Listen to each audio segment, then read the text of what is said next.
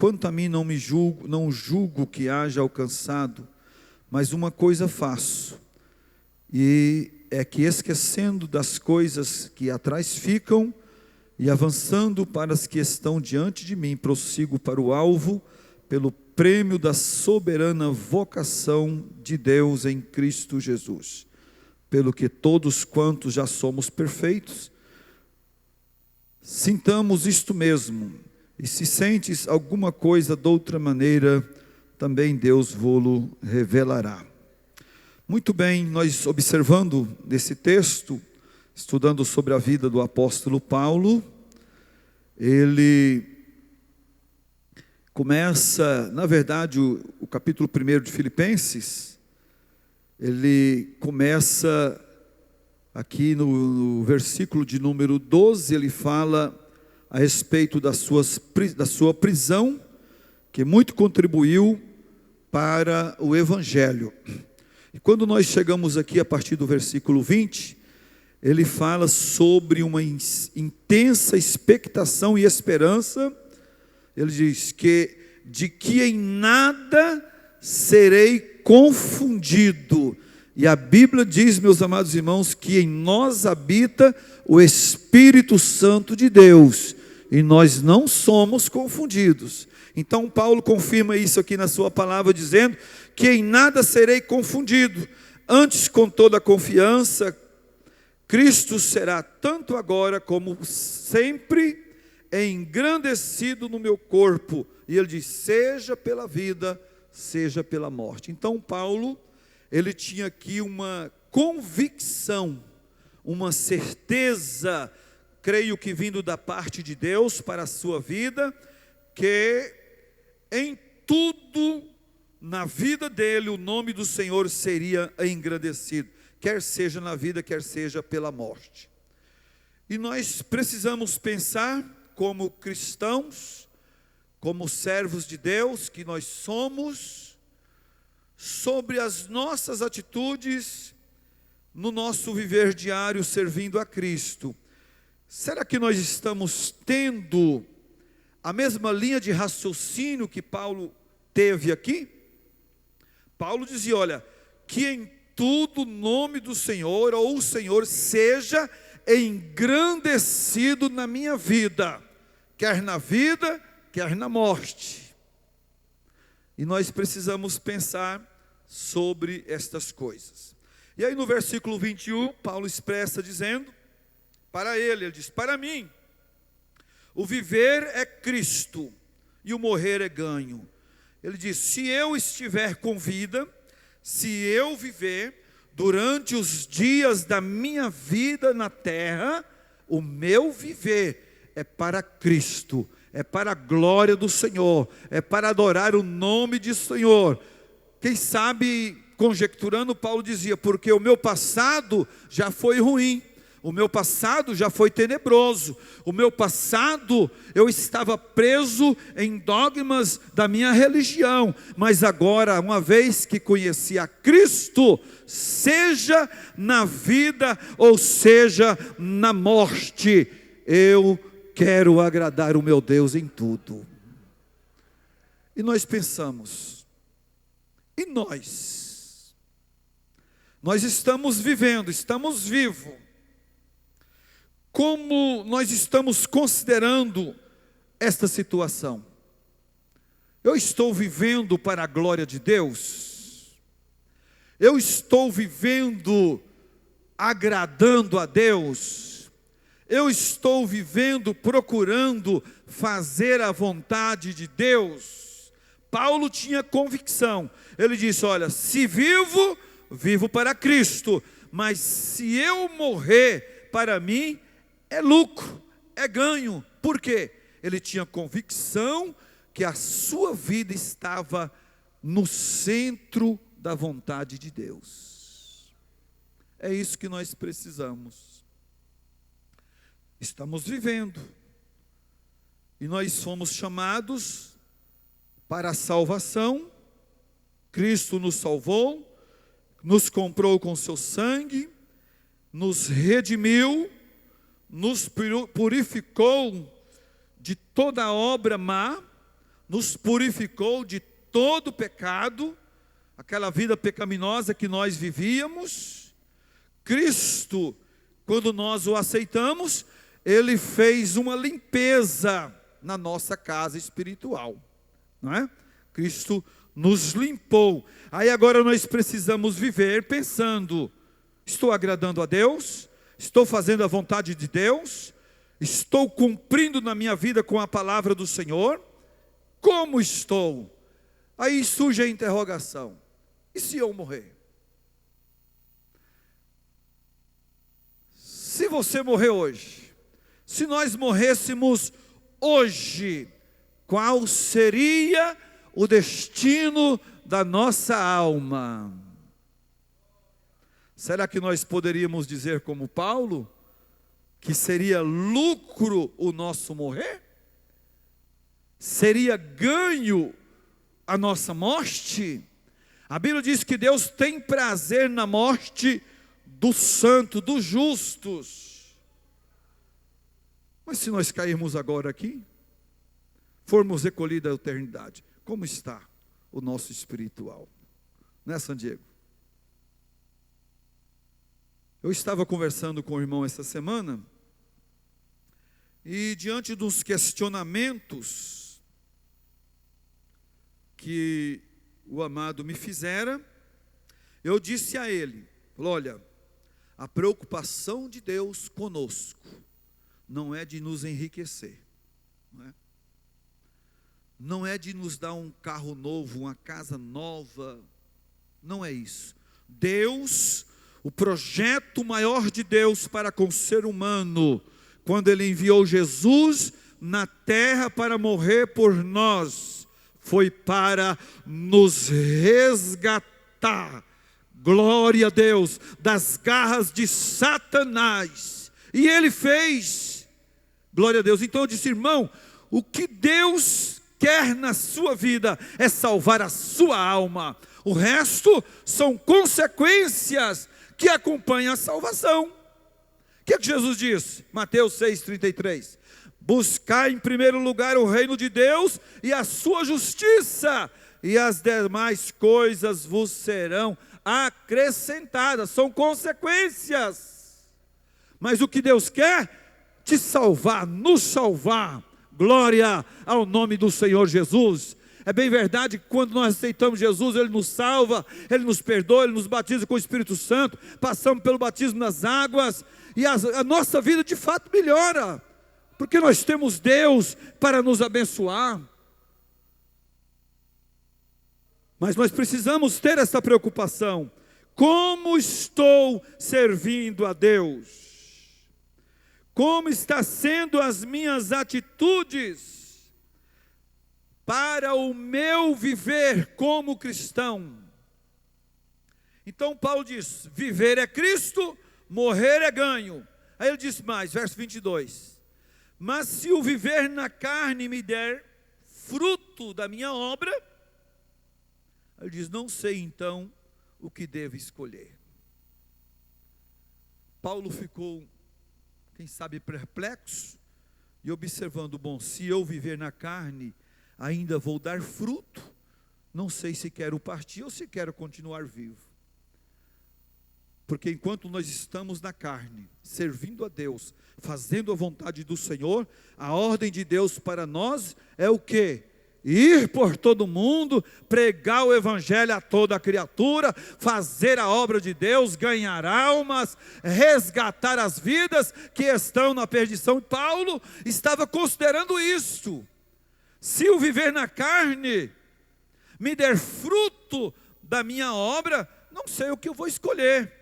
Mas eu disse: mas de ambos os lados eu estou em aperto. O que é que Paulo desejava? Ele diz assim, verso 23: eu estou em aperto, tendo o desejo de partir e estar com Cristo, porque isto ainda me seria muito melhor, mas julgo necessário, por amor de vós, ficar na carne. Mas o desejo de Paulo aqui, segundo o que ele expressa, O desejo dele era partir para encontrar com Cristo, era partir para ver de perto a face do Salvador. Mas ele disse: eu estou em aperto, para mim é melhor partir estar com Cristo, mas necessário julgo estar convosco. Glória a Deus. Porque ele ensinava a igreja, ele foi muito útil para a igreja. Então Paulo, ele se posicionou de uma forma, tendo a convicção da sua salvação, porque para dizer isso aqui, tem que ter convicção. Ele tinha convicção de dizer: olha, para mim, melhor é estar com ele, para mim melhor é partir, do que estar aqui. Mas ele diz: mas por causa de vós, julgo necessário ficar na carne. Aí ele diz, verso 25: e tendo esta confiança, sei que ficarei e permanecerei com todos vós para proveito vosso na fé. Paulo tinha uma preocupação com a igreja, louvado seja o nome do Senhor. Ele diz: olha, eu quero estar convosco para vos ensinar, eu quero estar convosco para vos orientar, eu sei que eu serei útil, eu estando convosco para ministrar nas vossas vidas. Era o desejo de Paulo. Glória a Deus. Mas nós sabemos, irmãos, que viver com Cristo é estar disposto a sofrer neste mundo.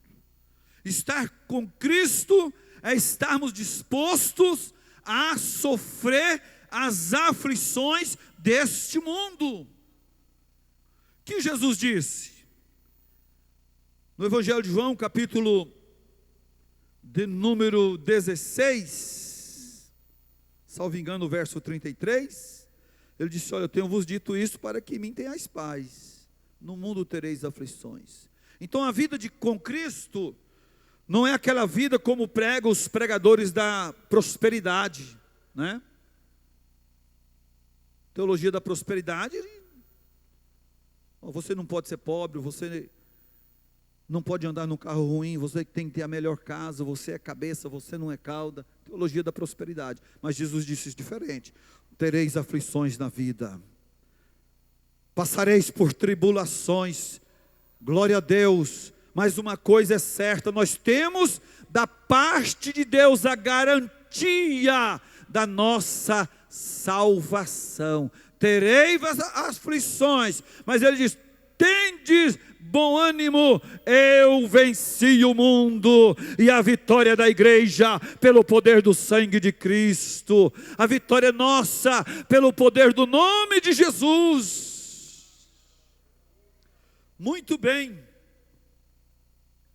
nós dissemos que a vida com Cristo, como Paulo apresenta aqui,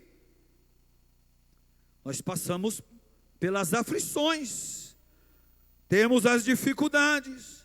Quando nós lemos, irmãos, primeira carta de Pedro, o capítulo de número 2, verso 21, diz assim: porque para isto sois chamados, pois também Cristo padeceu por nós, deixando-nos o exemplo para que sigais as suas pisadas, o qual não cometeu pecado, nem na sua boca se achou engano, o qual, quando injuriava, não injuriava, quando padecia, não ameaçava, mas entregava-se àquele que julga justamente. Ele deu exemplo. Quando ele passou por esta terra, ele fora injuriado, mas não injuriava. Quando ele passou pela terra, ele padeceu, mas ele não ameaçava ninguém. Ele entregava tudo ao Pai que julga justamente.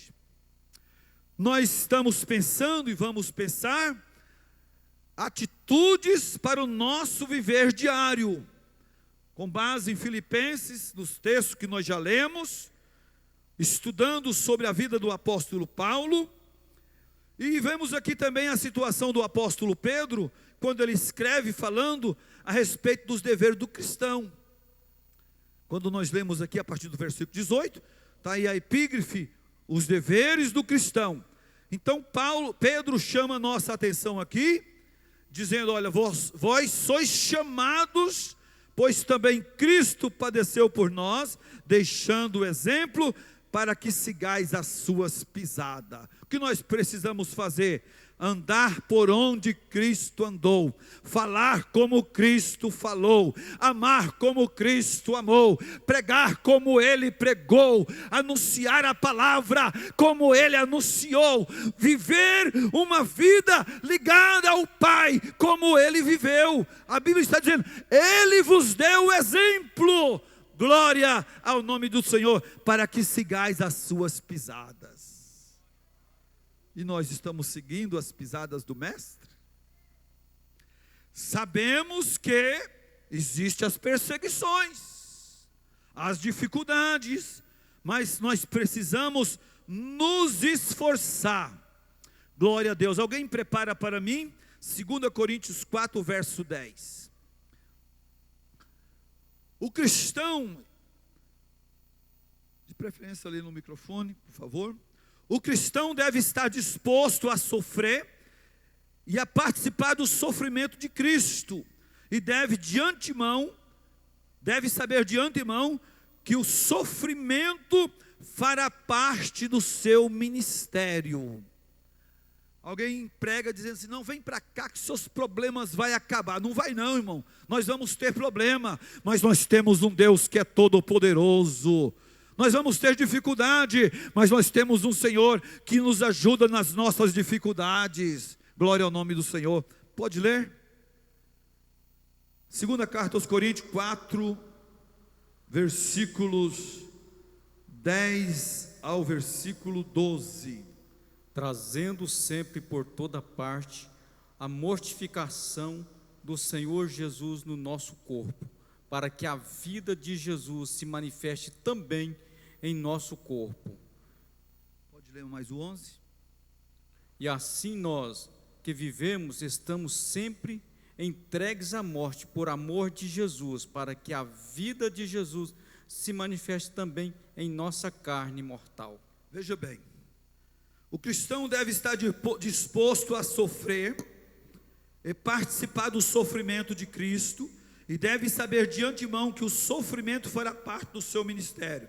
Agora Paulo escreve aqui sua carta aos Coríntios, segunda carta, capítulo 4, verso 10 a seguir, dizendo assim, trazendo sempre por toda parte a mortificação do Senhor Jesus em nosso corpo. Glória a Deus. Para quê? Para que a vida de Jesus se manifeste também em nossos corpos. Uma vez que nós trazemos no nosso corpo a mortificação do Senhor Jesus, para que a vida dele se manifeste também em nós. Aí nós andamos pela rua, alguém vai vendo, esse homem é cheio de Deus, esse jovem está cheio de Deus, esse pecador está cheio de Deus, esse homem está cheio da palavra. Por quê? Viveu isso aqui, trouxe a mortificação do Senhor para a sua vida. E para quê? Para que a vida de Jesus se manifeste em nossos corpos. Glória a Deus. Aí o mundo olha e não entende, mas como esse homem está diferente, como essa mulher mudou. Eu conheci esse jovem desta e daquela maneira, mas o que é isso? É a presença de Jesus nos nossos corpos, é a presença de Jesus na nossa vida. Quem tem a presença de Jesus na vida, não tem prazer no pecado. Quem tem a presença de Jesus na vida, não tem prazer no mundo. Quem tem a presença de Jesus na vida, não tem prazer nas coisas que o mundo oferece. prazer, mas quem tem prazer em estar com a presença de Jesus, ele se alegra com a palavra, ele se alegra com o louvor, ele se alegra com a oração, ele se alegra em poder servir a Deus. É vida diferente. E aí o mundo não entende.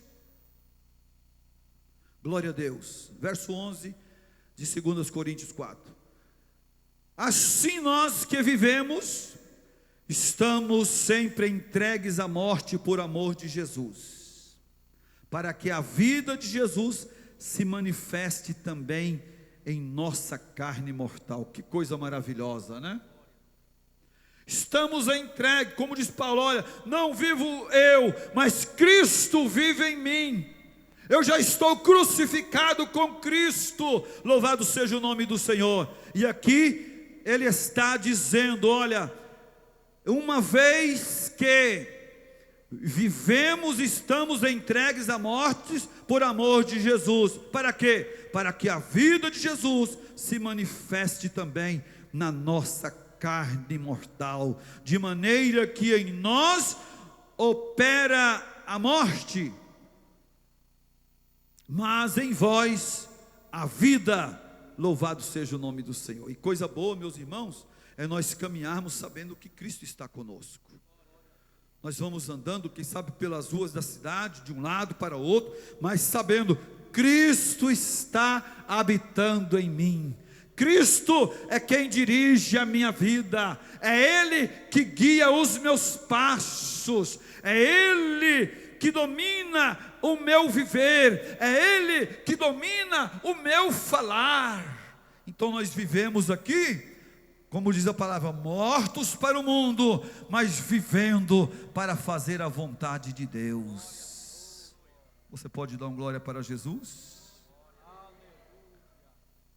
Nós vamos pensar sobre algumas atitudes para o nosso viver diário, com base nesse texto. Glória a Deus. Se nós olharmos, irmãos, Paulo está falando a respeito da morte, né? Ele ficou sem saber o que escolher. Só morrer é ganho. Viver, vivo para Cristo. Quando nós falamos da morte, se olharmos para a morte, ninguém de nós vamos nos alegrar, não é? Morre alguém, a gente fica triste. Tivemos aqui o velório do nosso irmão, conhecido da igreja, serviu ao Senhor muitos anos. Então a morte, ao olharmos, ninguém se alegra. Mas existe um diferencial aqui. Se nós olharmos para a morte sobre o prisma da ressurreição, aí a coisa muda, não é? Glória a Deus. Se nós olharmos sobre o prisma da ressurreição, o cristão não terá dificuldade de compreender quando Paulo disse: o morrer é ganho. Por quê? Para os que ficam aqui, para os que perdem o seu ente querido, é ruim, não é? É triste a separação. Alguém diz: nunca mais a gente vai ver tal pessoa. Mas a vida com Deus é diferente. Quando nós olhamos para a palavra, quando nós olhamos essa situação sobre o prisma da ressurreição, nós glorificamos a Deus. Porque Paulo disse: não quero, porém, irmãos, que sejais ignorantes acerca dos que já dormem, para que vocês não entristeçam o vosso coração como os demais que não têm esperança. Aí Paulo começa a falar, e ele fala do arrebatamento da igreja. Que coisa maravilhosa. Ele fala da descida de Cristo, ao som do alarido da voz de arcanjo e ao som da trombeta de Deus. Aí vem a descida de Cristo, que é a segunda alegria do arrebatamento, né? Ele fala disso. Aí Paulo vem pontuar no final desse texto da carta aos Tessalonicenses, capítulo 4, verso 13 a seguir, ele dizendo a respeito dos que já morreram, ao soar da trombeta, ao som do alarido da voz de arcanjo, diz assim: os que morreram em Cristo ressuscitarão primeiro. Veja que coisa boa, que coisa maravilhosa. Os que morreram em Cristo ressuscitarão primeiro. Depois nós, os que estivermos vivos, seremos transformados e juntos subiremos a encontrar com o Senhor nos ares. Então existem duas formas de nós vermos aqui. Se olharmos naturalmente para a morte, nós não vamos ter alegria nenhuma, só tristeza. Mas quando se fala no prisma da ressurreição, aí a coisa é diferente. Glória a Deus, e nós temos esta promessa, e nós cremos que o Senhor Jesus voltará para buscar a sua igreja, e quando Ele voltar, isto vai acontecer. Se eu e você estivermos vivos, nós seremos transformados para encontrar com aqueles que foram ressuscitados, e estaremos eternamente com o Senhor. Agora, na nossa caminhada, até que isto aconteça, até que este dia venha chegar, nós precisamos ter a mesma preocupação que teve o apóstolo Paulo, dizendo: eu não sei o que escolher, parece melhor morrer, mas se for útil, vamos ficar na terra até quando o Senhor quiser. Então, irmãos, nós precisamos de atitudes para o nosso viver diário. Glória a Deus. Diante da grande obra de Cristo no Calvário, nós devemos nos esforçar, devemos lutar para ser submisso à palavra de Deus, devemos nos esforçar para viver uma vida de santidade na presença do Senhor.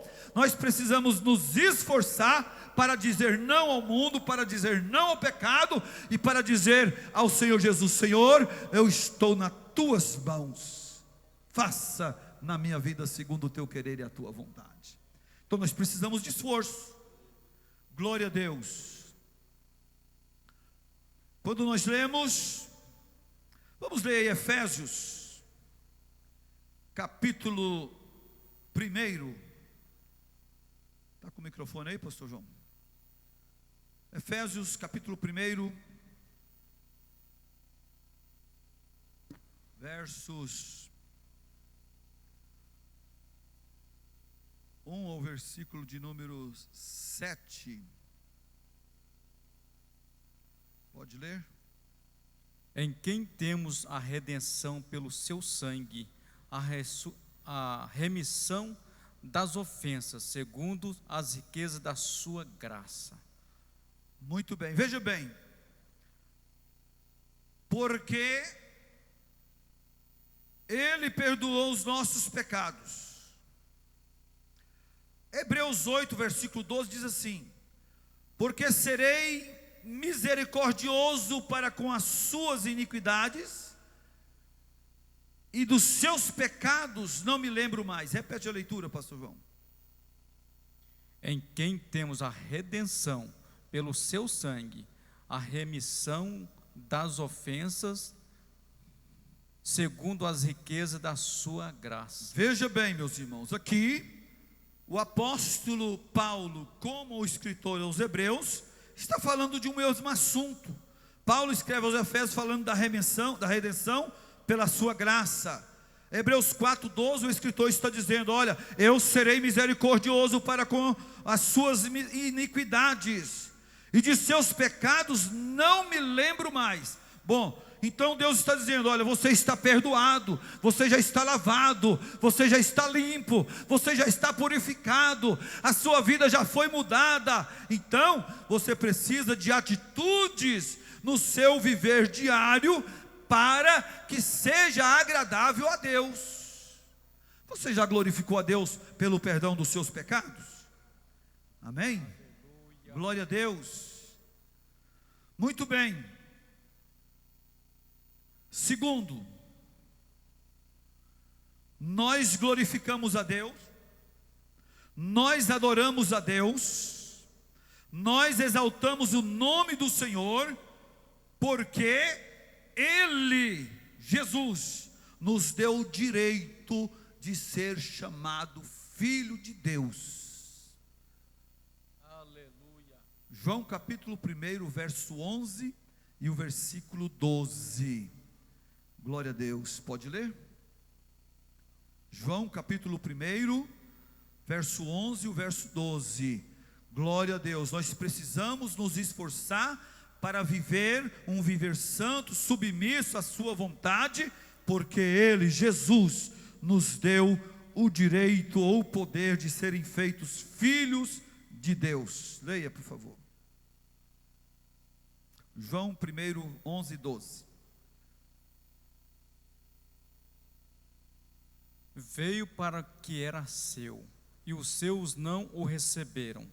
Mas a todos quantos os receberam, deu-lhe o poder de serem feitos filhos de Deus, aos que creem no seu nome. Muito bem, veja bem, quem éramos nós?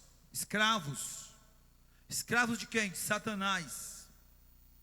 Não tínhamos nenhuma esperança. Não havia esperança para nós, mas Jesus veio e realizou uma grande obra. Aqui está dizendo que Ele veio para o que era seu, mas os seus os rejeitaram. E aí Ele diz assim: a todos quantos o receberam, deu-lhes o poder de serem feitos filhos de Deus. Glória ao nome do Senhor Jesus. Diante da obra do Calvário, diante desta grande obra que o Senhor realizara, nós precisamos viver um viver santo, submisso à palavra de Deus. Terceiro, porque Ele entrou em nossas vidas e prometeu estar conosco todos os dias. Você não está só. Você está passando por luta, Cristo está na tua vida. Você está passando por dificuldade, a mão do Senhor continua estendida sobre você. Ele fez a promessa, estar conosco todos os dias até a consumação dos séculos. E tem uma coisa: se o Senhor prometeu, Ele nunca vai nos deixar. Ele não te deixará em toda a sua caminhada. Pode ser que as coisas não estão fáceis na sua vida, mas lembre, Cristo está ao teu lado para te dar vitória. Ele prometeu e Ele vai até o fim. Louvado seja o nome do Senhor. Muito bem, irmãos, nós precisamos de atitudes para o nosso viver em Cristo. E eu pontuei aqui a primeira atitude que nós necessitamos para vivermos em Cristo, para que tenhamos uma vida bem-sucedida na presença do Senhor, com base em Filipenses capítulo 3, o versículo 13. Nós precisamos aprender a esquecer o passado. Tem gente que é escravo do passado. Tem gente que é escravo da vida pregressa. Tem gente que não consegue se libertar da vida que viveu anos atrás. Escravo, se torna escravo. Mas a palavra de Deus, ela nos recomenda que nós precisamos fazer como Paulo, esquecer as coisas passadas. Paulo diz assim, verso 13 do capítulo 3, Filipenses: irmãos, quanto a mim, não julgo o que haja alcançado. Veja bem, mas uma coisa faço, e é que, esquecendo das coisas que atrás ficam, e avançando para as coisas que estão diante de mim. Esquece o passado. Esquece o passado que te trouxe mágoa. Esquece o passado que te trouxe lágrimas. Esquece o passado que te fez chorar. esquece o passado que te causou dores. Olhe para a palavra de Deus, aprenda a esquecer o passado e faça como Paulo, continua avançando para as coisas que estão na frente. Na frente tem vitória, na frente tem bênção, na frente tem arrebatamento, na frente os céus nos espera. Mas olhar para o passado, olhar para trás, é sinônimo de fracasso, irmãos. Lembra da mulher de Jó, quando Deus fez a promessa? Quando Deus deu a ordem para eles saírem de Sodoma e Gomorra, a ordem do anjo: olha, vocês vão sair de Sodoma apressadamente, e não olhe para trás de ti, em toda esta campina. Saiu Ló, sua esposa e suas 2 filhas. Mas o coração da mulher de Ló estava preso na cidade. E a Bíblia diz que ela, na sua caminhada, ela olhou para trás. E quando ela olhou para trás, ela foi convertida numa estátua de sal. O seu progresso, a sua caminhada foi detido ali. Não teve sucesso na caminhada. Então nós precisamos esquecer as coisas que para trás ficam. Tem gente que não consegue esquecer, mas a palavra de Deus, ela nos orienta como cristão que estamos vivendo uma vida com Cristo. Nós precisamos dessa atitude na nossa vida, esquecer o passado. Paulo diz: esquecendo-me das coisas que atrás ficam, eu avanço para a que estão diante de mim. Glória a Deus. E o escritor aos Hebreus, ele fala sobre isso, que nós não precisamos preocupar com o passado, mas nós precisamos olhar para frente, não é isso? O escritor aos Hebreus, ele diz que nós estamos rodeados de uma grande nuvem de testemunha, deixemos o embaraço e o pecado que dão de perto nos rodeia, e corramos com perseverança a carreira proposta, olhando para Jesus. Nós temos um alvo, o nosso alvo é Cristo, o nosso alvo é o céu, glória a Deus. Então nós precisamos caminhar olhando para frente, para as coisas que estão para frente. Não se prenda ao passado. Glória a Deus. Muitas pessoas estão presas ao passado, glória a Deus, mas a palavra de Deus está nos dizendo aqui, Paulo nos ensinando, que nós precisamos esquecer. Tem gente que até hoje, se descuidar, acende a vela atrás da porta. Coisa antiga, coisa do passado, não é? Acende a velinha lá para a alma. Converse, irmão. Esquece esse passado tenebroso. A nossa vida agora é diferente. A nossa vida agora é com Cristo, é com o Senhor. Glória. Aí a igreja vai marchando, vai cantando, vai dando glória a Deus, cantando o hino de número 3. O mundo de ilusão deixei, a senda de pecado e dor. Agora eu preciso avançar, eu preciso caminhar, eu tenho um alvo, eu preciso chegar ao céu.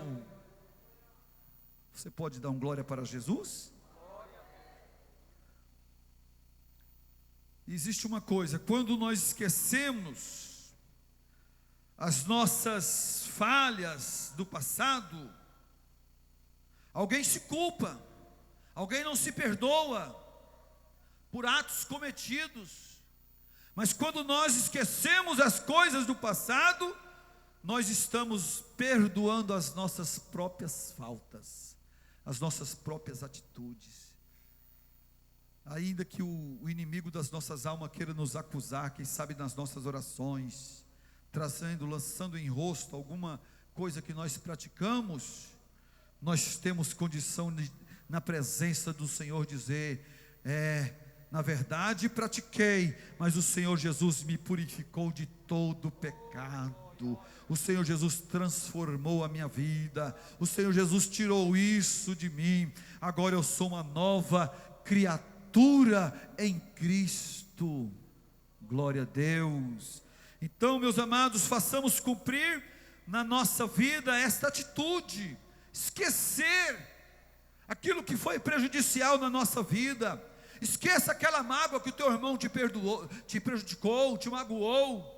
Esqueça, lança isso no passado, olha para frente. Lembra que Cristo é o Senhor na sua vida. Aí você vai marchar, vai cantando, aí você vai saltar na presença do Senhor. Glória a Deus. Nós temos aqui, eu pontuei aqui 4 atitudes, e o tempo não permite. Nós vamos estar encerrando na próxima terça-feira. Nós vamos falar aqui da segunda atitude, quem sabe a terceira e a quarta, se o tempo nos permitir. Mas nós precisamos, irmãos, põe em sua mente, eu preciso de atitudes sérias para servir o meu Senhor, para o meu viver com Cristo. Coloca na sua mente, eu preciso me posicionar para fazer a vontade de Deus, para agradar a Deus. Amém? Glória a Deus. Louvado seja o nome do Senhor. Nós vamos ouvir